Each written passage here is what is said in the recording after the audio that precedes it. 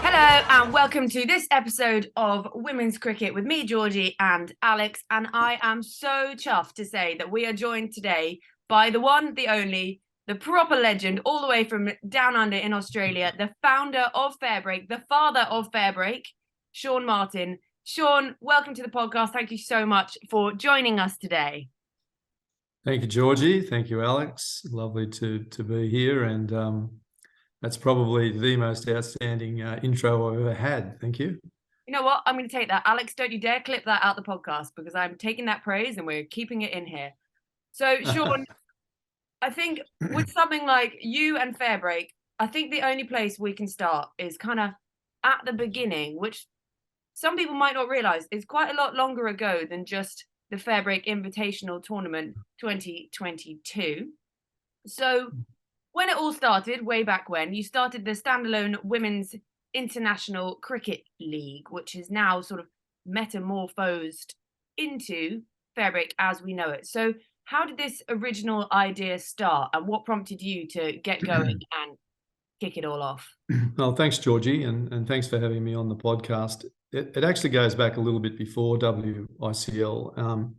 I got introduced to Lisa Stalaker because I was looking for a speaker for a corporate event, and I was also running some corporate cricket matches around Australia for Cisco, and I was using ex-test players mingled in with the corporates for these games. And after meeting Lisa and finding out a little bit about what was going on with women's cricket, I started using Lisa and Alex Blackwell and Kate Blackwell and Charlotte Daneveld, a few of the Australian female players in these corporate matches, because they were, not only were they exceptional players, but it was an opportunity to showcase their talent to a corporate, in a corporate setting. And we were also able to pay them, because what I found out was that they basically earned nothing for what they were doing. So we were able to pay them before there was any notion of contracts or anything like that. So that led into me taking on a management role with Lisa in trying to secure sponsors and improve that whole situation, which, once I found out more, it suddenly became more work to do.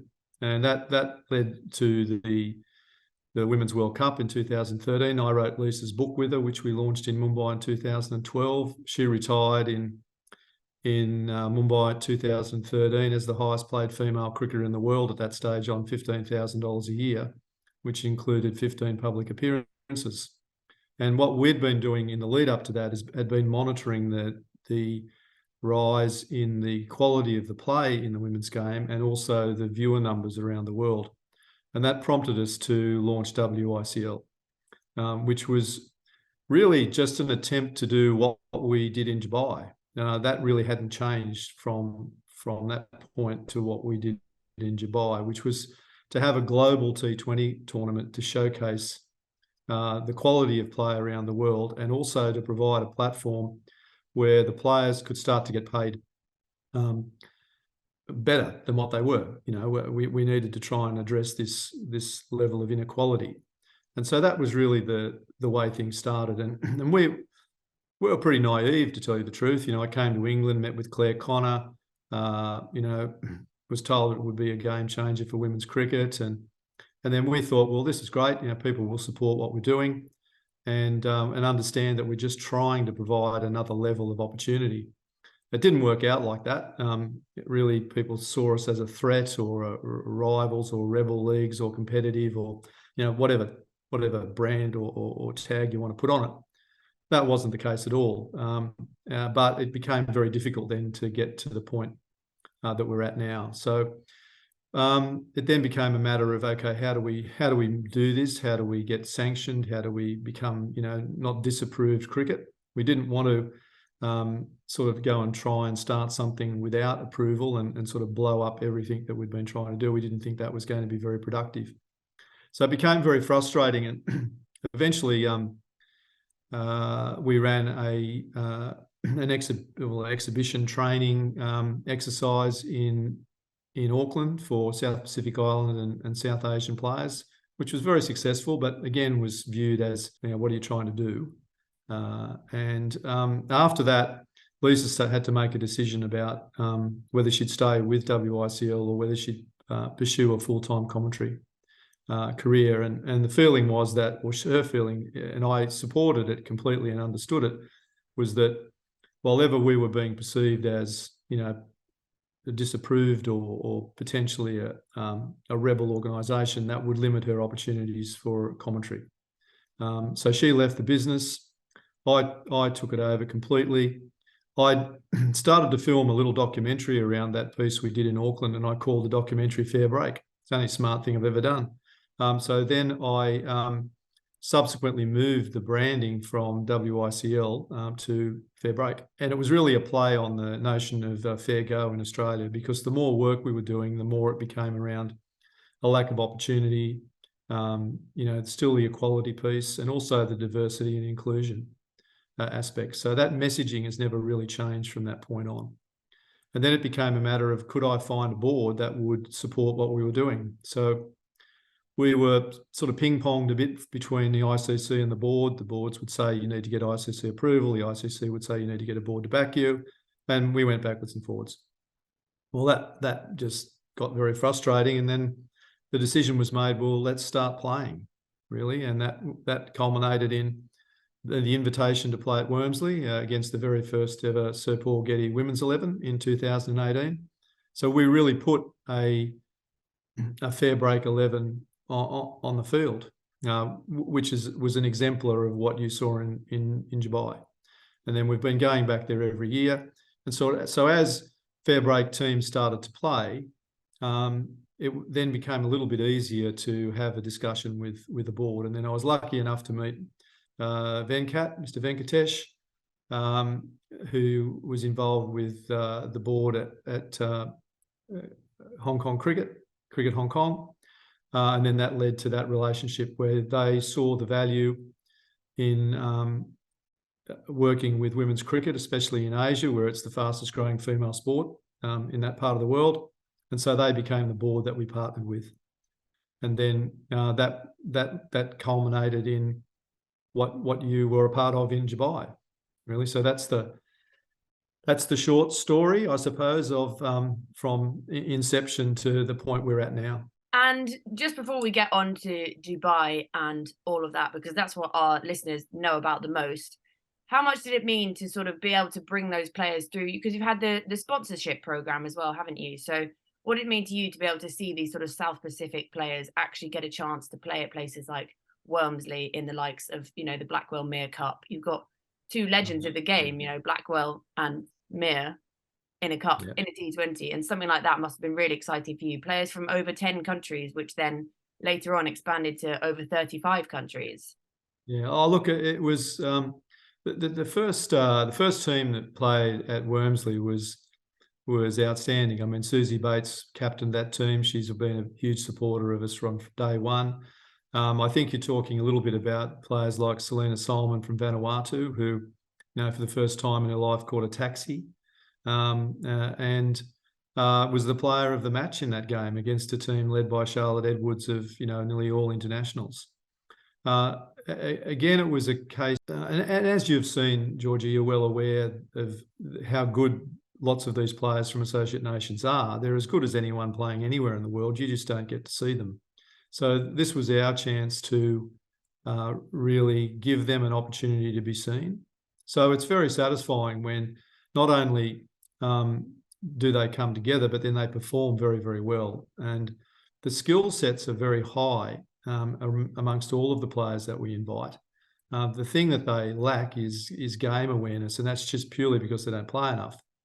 But you've also seen it doesn't take very long for that to change. And when you have players of the caliber of Susie and Sanamir and Alex Blackwell around them, those players are very, very giving players. They're very supportive. They work with the players very enthusiastically about bringing their skill sets up.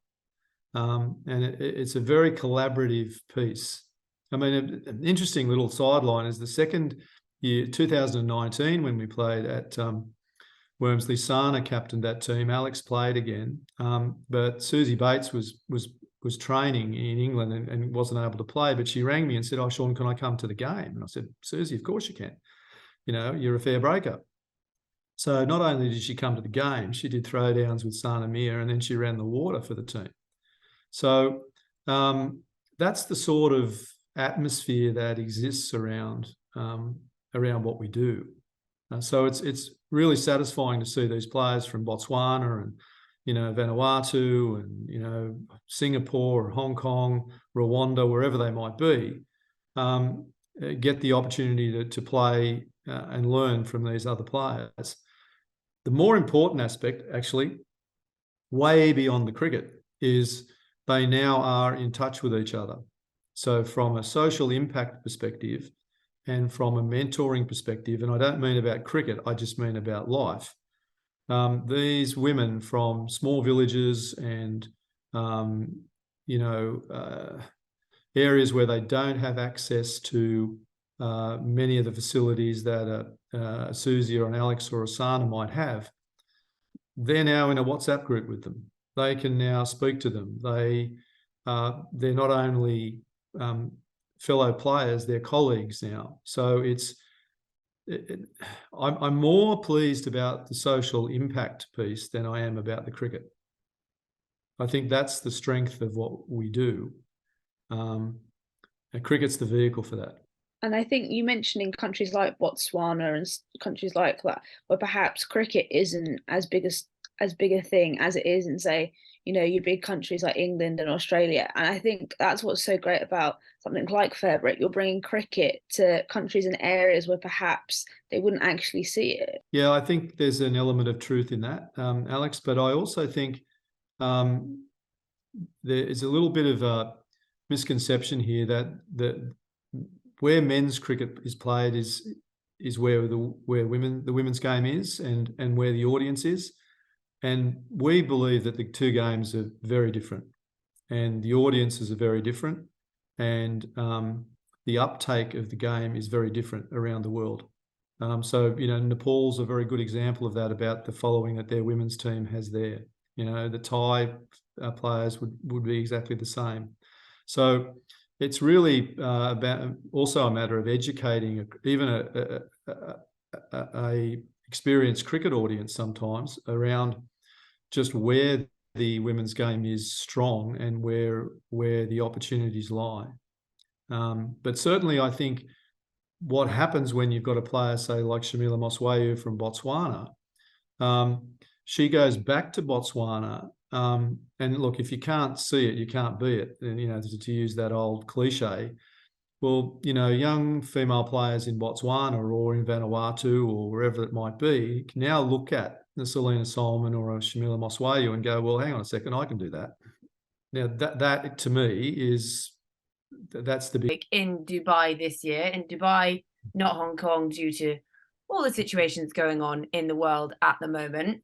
Alex and I were wondering, how do you even go about starting to bring together something like Fairbreak? You know, you've got players from literally every corner of the globe under flags that I have now learned from seeing them on Fairbreak shirts, because I'm not good at my flags, learned that one. How do you even start to put that together and be like, yeah, right, we're bringing all these together. We've got 6 teams, players from 35 countries, and we're going to play at an international stadium. What's step one, and how do you do it from there? Well, I think step one goes back a number of years. It's not like you just don't sit down day one. Well, I think step one goes back a number of years. It's not like you just don't sit down day one with a piece of paper and go, let's do this. I mean, we'd been collecting intelligence on players around the world for a long time. We have a panel, Jeff Lawson, myself, Alex Blackwell and Sana Mir, that manage those lists of players. And then between the four of us, we're heavily connected to coaches and cricket programs in all parts of the world. So it is a long process, and we watched a lot of video. We talked to a lot of people. We read a lot of submissions from players, but basically every week or every fortnight, the four of us, and we go through players, we go through nominations, we go through lists. And what we try to do there is manage a list per team. I'm very much opposed to the notion of auctions. I don't think anyone should be auctioning a human in any way, shape, or form, be it male or female.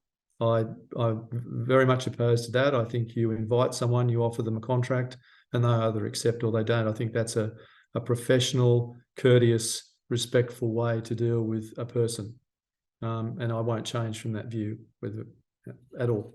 So we manage the lists of players, and then we try and look at skill sets, and we try and look at the balance between the full member nation players and the associate nation players, so that we've got the right combinations and the right mix. And it's an invitational tournament, so you're invited. Some players for Hong Kong have been retained, some have not, but you're never dropped. There's no notion of that. So, once you've been invited, you're always available to be invited again. So that's really the spirit in which we do it. But we do have a lot of help from a lot of people around the world. And honestly, we've had to stop our expression of interest document on our website because we could field that many teams at the moment. It's ridiculous with the number of people who want to play, which is incredibly flattering, but it's also quite challenging for me because I would like to give all of those people an opportunity. I just can't do it at the moment. So yeah, it's an involved process, Georgie, but it's a very considered process, and you can imagine with the caliber of the people, Jeff, Alex and Sana, they're very committed to getting the mix right. Well, we've just been sanctioned for a second tournament, Alex. Wait, hold on that one, because I want to make that a big announcement in a minute. Sure. So okay, if that's possible. All right, I'll answer that question differently. So Alex, yes, when we first came up with this concept, well, right back in the WICL days, the concept really hasn't changed. The notion was always to expand from 6 teams. It's just a matter of when we would do that and how we would do that. So I think, when we started back then, the notion was to move to 8 teams and then eventually 10 teams. But again, that makes the tournament longer. So we've got to get this balance right between the length of time and the number of teams. And in speaking to all of the female players we work with, and that's one thing we do and we've done right from the word go. We always talk to the players. We always seek advice from them. What do they want? How do they like to play? What do they want to wear? All of these things, are considered. And we know for a fact that as female players, they want to play shorter form tournaments.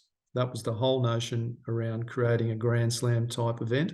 1 city, 1 venue, 20 games, 2 weeks. You can bring your family, you can bring your partner, you can play, the best cricket in the world, but you're not being asked to be away for 6 or 8 weeks. And that way we can pay people what we think is a fair fee for the time that they're away. I just wanted to catch on a tiny bit there that you said want to wear, so they can wear what they want to. And I've discussed this with you before, but it's something that's really in the awareness at the moment in sport all across the world. The idea of what women want to wear to play. Wimbledon have changed their rules to allow dark shorts. We see it we're seeing it in the WSL and the football now, women are allowed to wear dark shorts. And that's something that you've mentioned to me before regarding female cricketers wanting to wear dark trousers for understandable reasons. You get your period and it's the last stress that you need when you're playing cricket. And that's something that Fairbreak has been so aware of women's health for such a long time that could you just talk us through where that came about from and how, it seems so natural, but Fairbreak have had it for the whole time and it's this massive news thing at the moment. But you're like, you know what? We've always been doing this. Yeah, we always did it from the very first time we put a Fairbreak team on the field back in 2008, even before that, just in training, 2018. Well, you just talk to the players. It's not rocket science, I'm not some sort of, health genius. It's just ask the players, talk to them, talk to the women around you in your life, and educate yourself around what's best for the player. It's really, Georgie, that I don't mean to try and oversimplify it, but it really is that simple.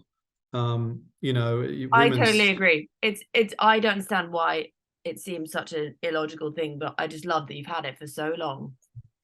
Well, I think a lot of the time in sport, decisions are made for players, not with players.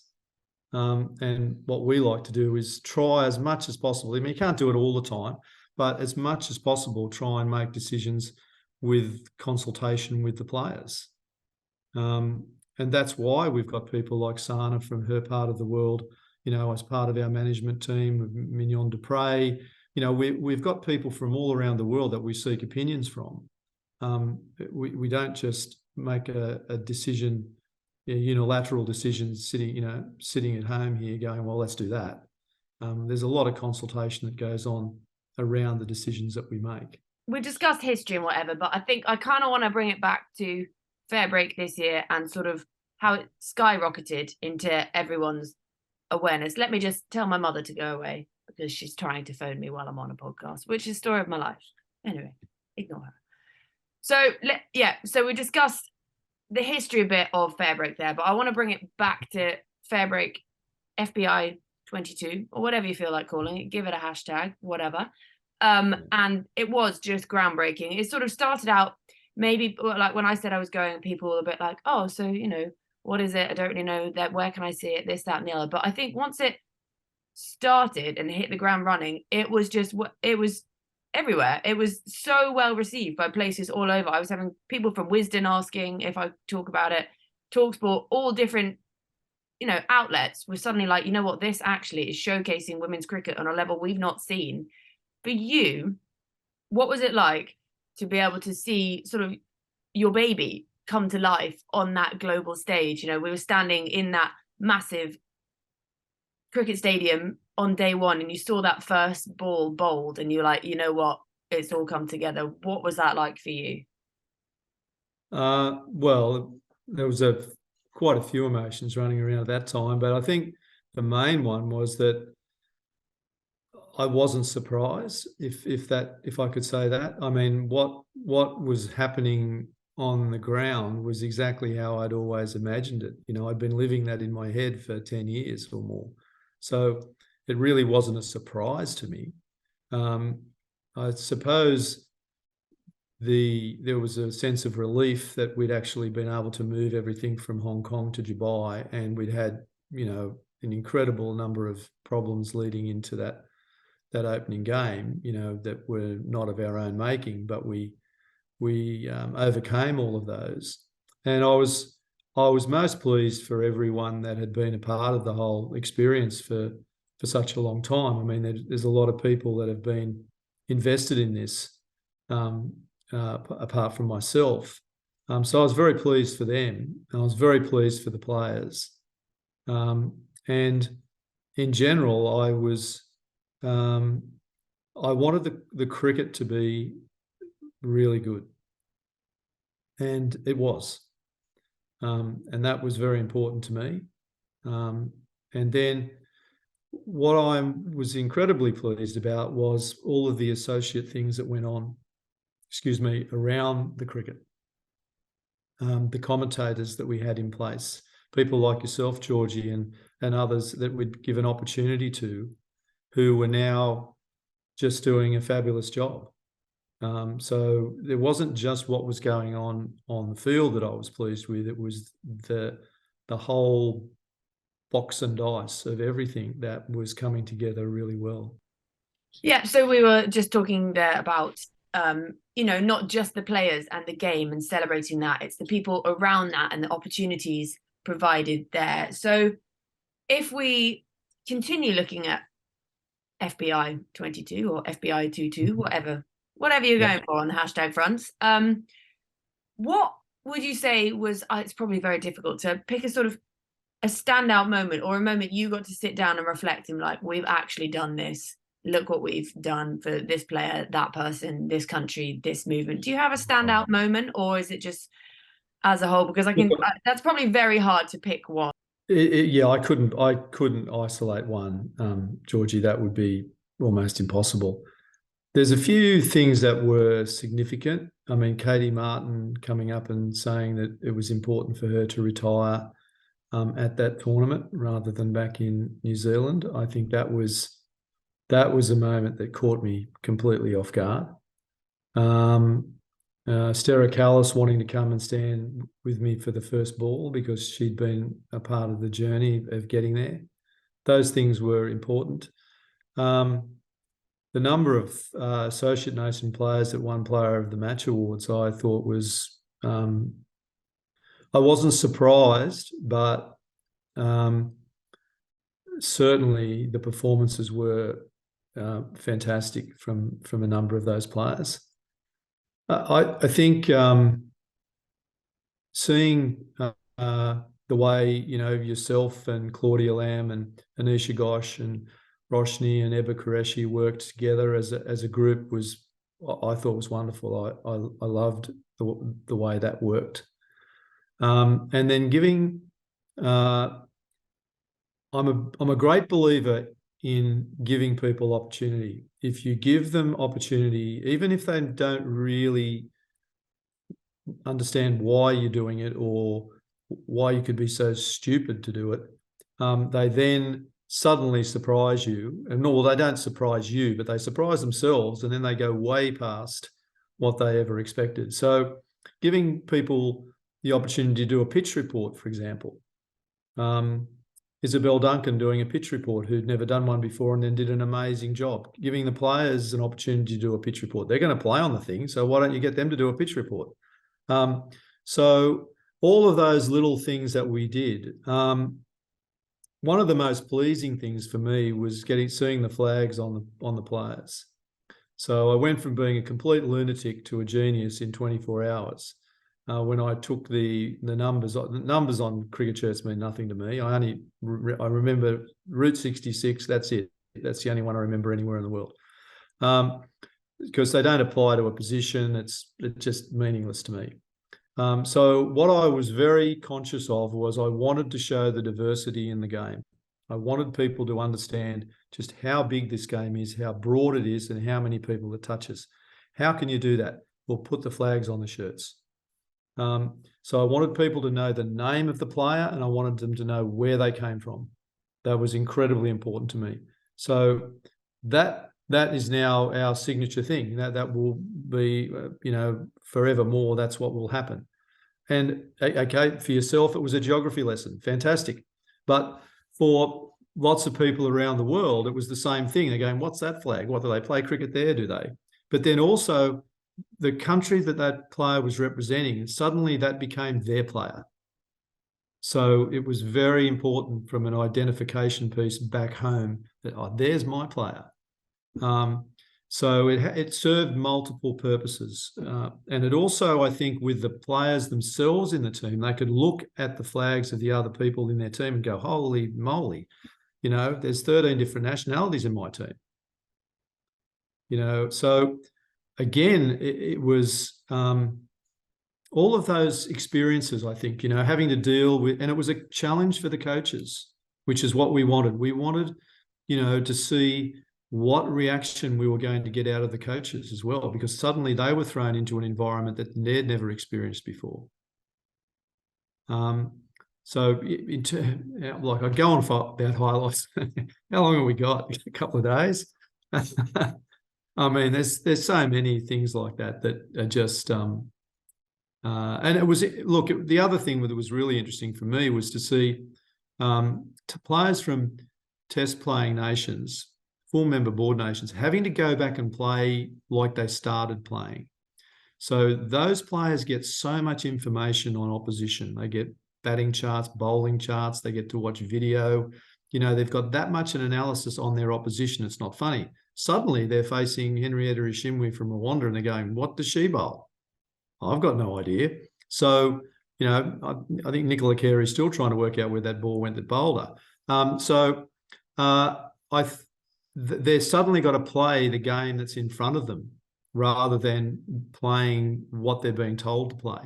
So it gave a lot of the players a lot of freedom to express themselves. And I think that's a really great thing when you're a player.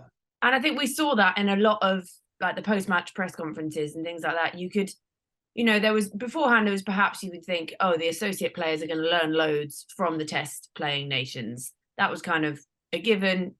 That's just how it works when they've had that much experience. But actually, it was a sort of symbiotic relationship because they were learning, but then actually these test playing nations were going, you know what, they're doing that, and actually that really works. And so everyone was learning something from someone else. It wasn't just the big sponsored big playing nations teaching these associate nations, and everyone held their own on a different level in these games. You never went, oh, that's a full nation person, they've bowled an associate. It wasn't like that at all, was it? No, not at all. And a funny thing happens. Well, I said earlier on, when you bring these teams together, you find some of the associate nation players highly skilled but lacking game awareness. They pick that up very, very quickly. So what happens is their level of play lifts. And then what happens with the full member players is something really interesting. And I won't name the player, but one very, very, very high profile international player came up to me and said, Shaun, I got performance anxiety here. I said, what do you mean? She said, well, all of these associate nation players are playing really well, and they're all looking at me going, well, you're supposed to be pretty special, so you better do something. So she said, I've got performance anxiety, right? And she said, I haven't felt like that for a long, long time. So what happens again is that those more established players from the test playing nations, their game lifts. So everyone's standard lifts. And that's a really interesting phenomenon, I think. So that's why you saw the high quality cricket that you saw. So there's an expectation that's raised amongst all of the players.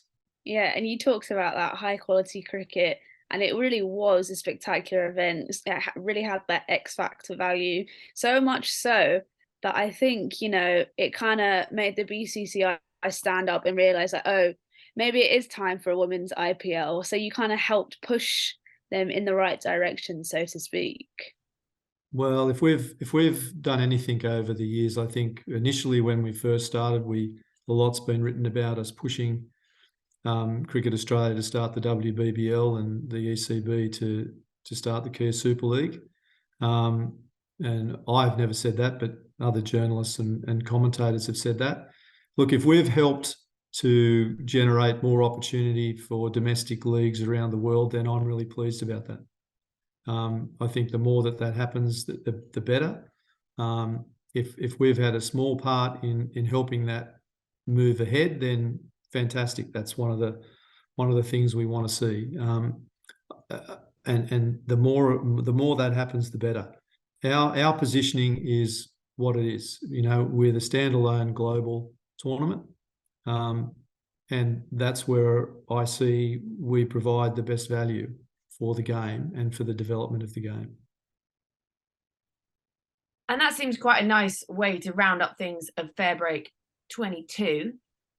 We're now looking ahead to the future. What have you been up to since we all got back from Dubai? Because you've been all over the place. I see you've just been in Hong Kong looking at next year's tournament. So what have you been up to, and what are we looking at as we're moving forward into the new year? We're recording this. What's the date today? Today is the 15th of December, is it?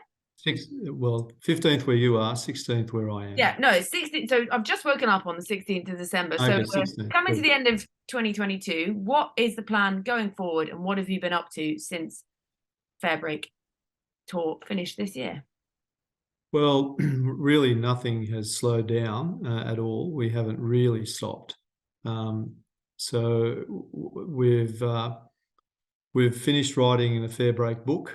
I gave an opportunity to a woman by the name of Karen Modica, who'd been writing fantastic pieces for us. And I found out that she'd always harboured this desire to write a book. So I said, Karen, go and write the Fairbreak book for us. We need to have a record of things that have happened before I drop off the twig, so that people can understand what the journey's been. And she's done an absolutely amazing job. So again, this is one of the things that I spoke about, Georgie, where you realise that a person wants an opportunity, you give them that opportunity, then they go way past what you ever expected. So that book is just about to go off to the printers on Monday.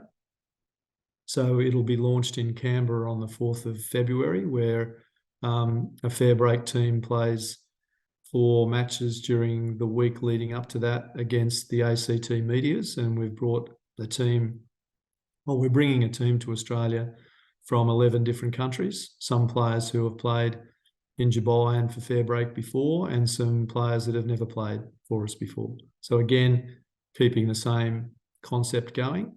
The book is certainly not about me. It's about all the people that have been intrinsically involved in what's gone on from the start. So it's a series of interviews, basically. So you can pick it up anywhere and read an interview from people that were involved in Dubai, people who weren't involved in Dubai, a whole range of expressions of opinions, letters and notes from some of the players. Interesting pieces like Adam Collins was kind enough to give us a section of his preparation that he did around commentary for the finals. You don't really get to see that sort of thing. So, and some great photos going way back to the formation of everything and where we started. So, look, it's a really great.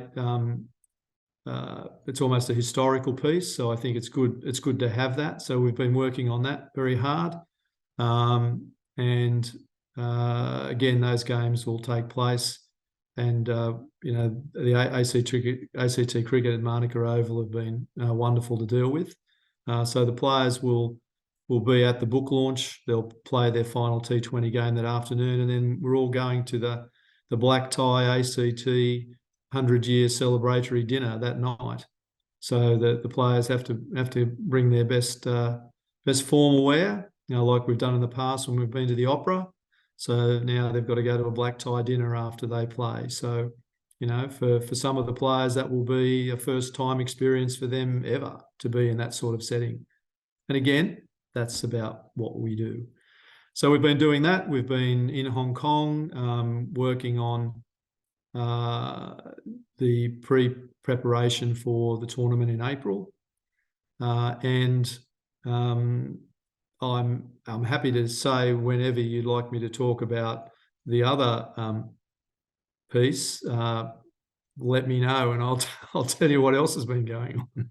Yeah, so that talk of the future and expanding and what's coming in the future brings us nicely to a little announcement that means I'm going to have to go buy myself some cowboy boots. So Shaun, can you please tell us what Fairbreak is going to be up to next year and the huge news coming out of Fairbreak for 2023?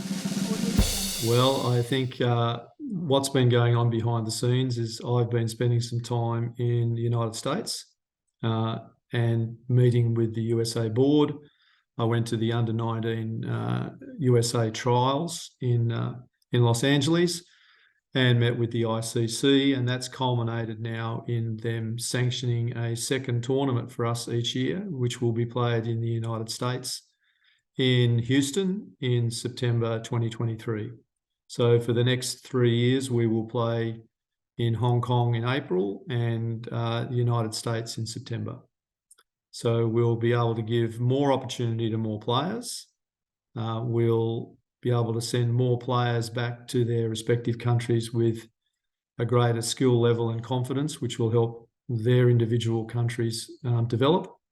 And it will sort of place us in a position that I think I've wanted us to be in, where we've got significant,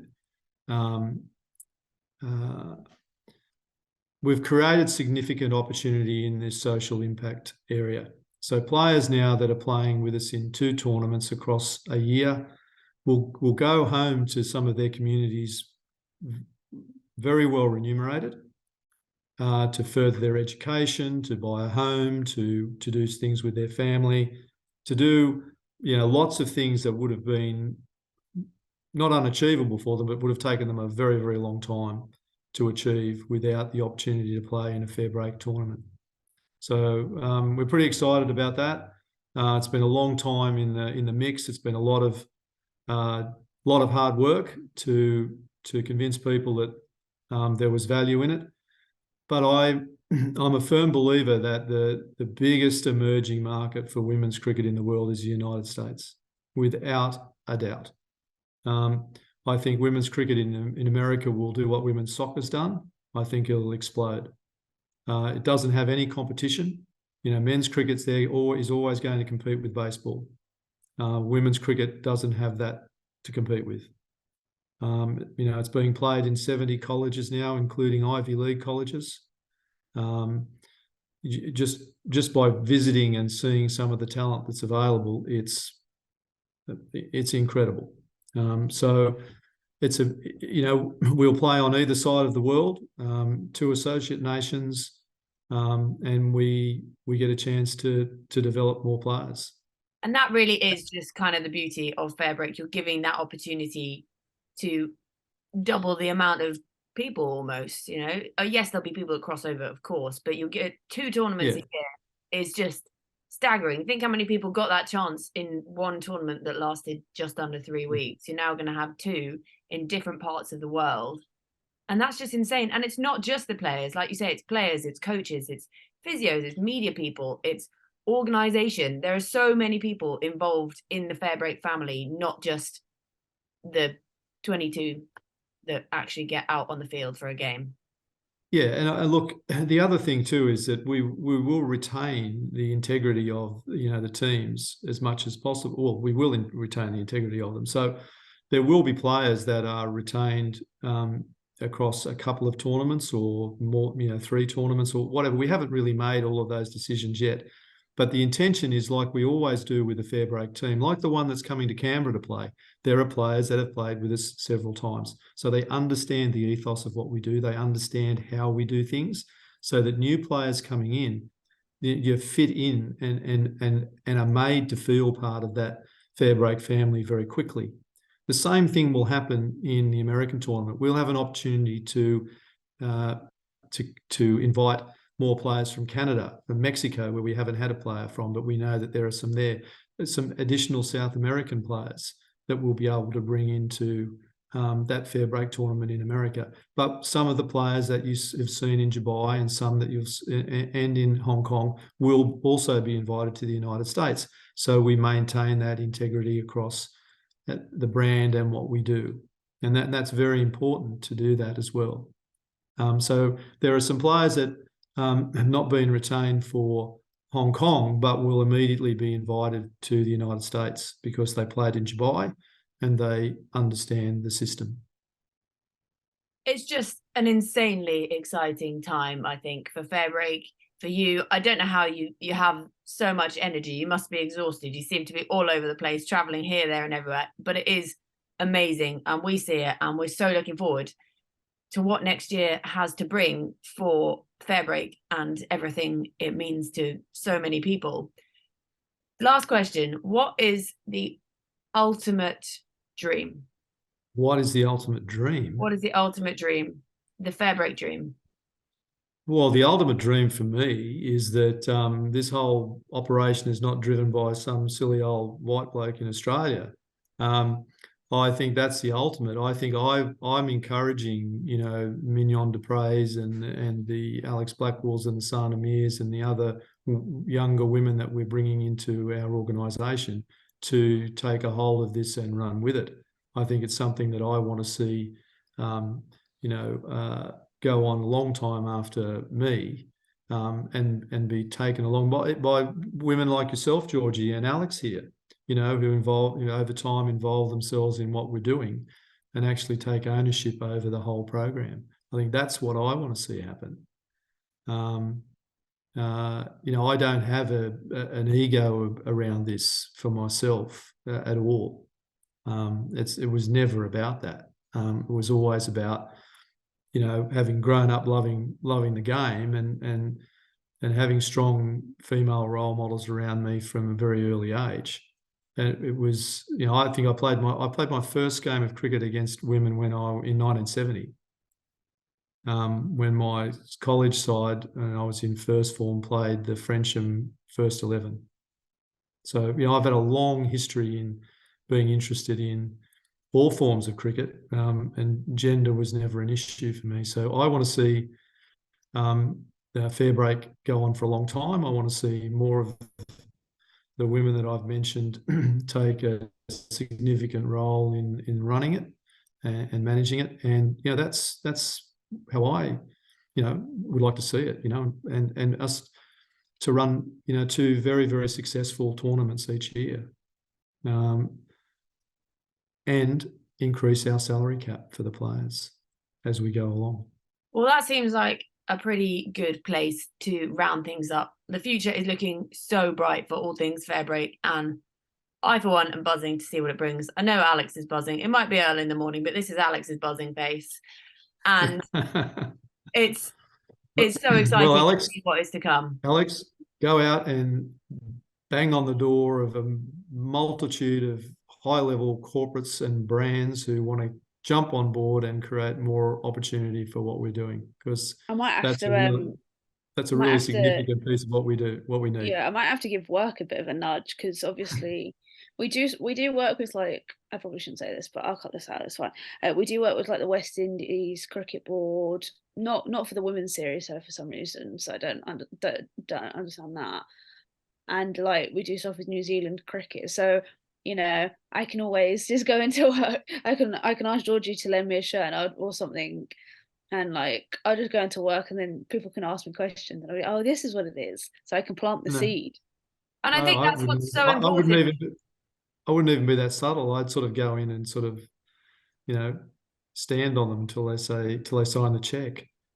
Going armed in a Fairbreak hat. But I think that's what's so important. We need these brands to get on board. If we want to make this movement bigger, we need people to get on board, and that's why we need to share the Fairbreak story, and we want people to hear it and read the book, see what's going on with the tournaments, listen to this podcast, follow Fairbreak and everything, all Fairbreak everywhere. So on that note, Shaun, when and where can we access the book and get our hands on one of those? And to all our listeners, where can we find you and Fairbreak all over social medias, and how can people get involved and help this movement even bigger?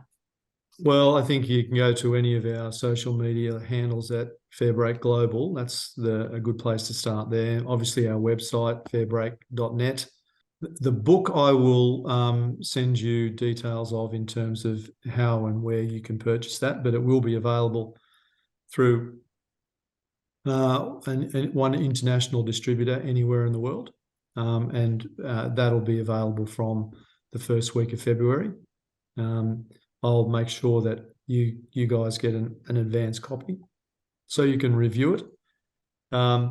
And yes, it's very, very important that we continue to get that message out about the broader piece around what we do, especially from the diversity, inclusion, equality and opportunity piece. Georgie, you know that we don't accept money from betting or organisations or gambling. So I think we're probably the only cricket organisation in the world that does that. So that makes funding sometimes very difficult for us. But those things are so intrinsically linked with domestic violence and family dislocation, we just won't go there. Our players play in recycled plastic clothing. We've repurposed some of the branding from Dubai and shipped it to Hong Kong. And then it goes to a company in America to be turned into shopping bags and pencil cases.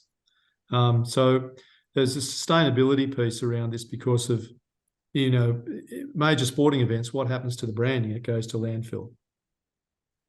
And then, of course, there's the other element, the Deirdre McGee element that you saw in terms of the women's health research that we're doing in conjunction with each tournament. So Professor McGee will be back in Hong Kong in April, continuing that work. And that was a great piece of work that you saw, Georgie, where I'm a world authority on sports bras now. Ask me anything you like about sports bras and I can tell you. But an interesting fact that you'll read her interview in the book is that of the 54 women that were assessed in Dubai, and these women were from some of the best resource countries in the world, mine, yours, South Africa, United States. Only 4 of those 54 women were wearing the appropriate sports bra, which is a staggering result. And when you consider the number of shoulder injuries there are for women in cricket, it's a preventative piece as well. So it's a quite staggering result given the players that were there. And that is something we can all read about in the book when In it's the book. beginning of February. So I think that seems like an amazing place to round up today, Shaun. Thank you so much for joining us on Women's Cricket Chat. It's also just really nice to see your face again. Hi.